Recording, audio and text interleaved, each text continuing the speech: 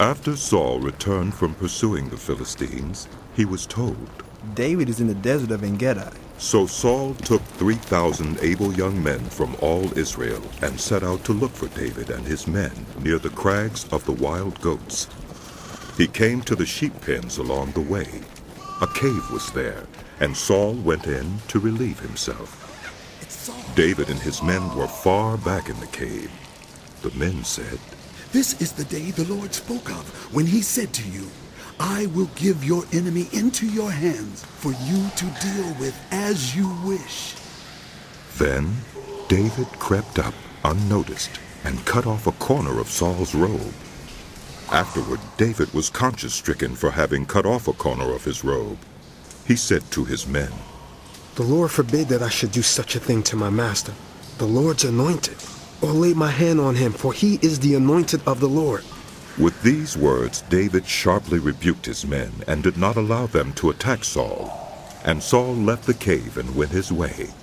Then David went out of the cave and called out to Saul, My Lord, the king! When Saul looked behind him, David bowed down and prostrated himself with his face to the ground. He said to Saul, Why do you listen when men say, David is bent on harming you? This day you have seen with your own eyes how the Lord delivered you into my hands in the cave. Some urged me to kill you, but I spared you. I said, I will not lay my hand on my Lord, because he is the Lord's anointed. See, my father, look at this piece of your robe in my hand. I cut off the corner of your robe, but did not kill you. See that there is nothing in my hand to indicate that I am guilty of wrongdoing or rebellion. I have not wronged you, but you are hunting me down to take my life.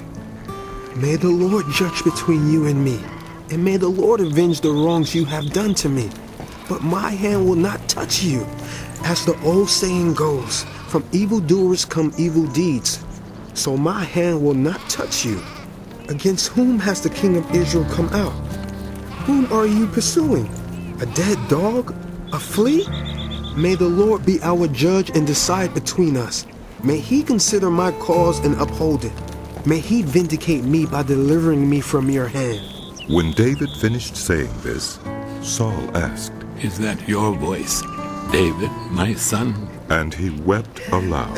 You are more righteous than I, he said. You have treated me well, but I have treated you badly. You have just now told me about the good you did to me. The Lord delivered me into your hands, but you did not kill me. When a man finds his enemy, does he let him get away unharmed?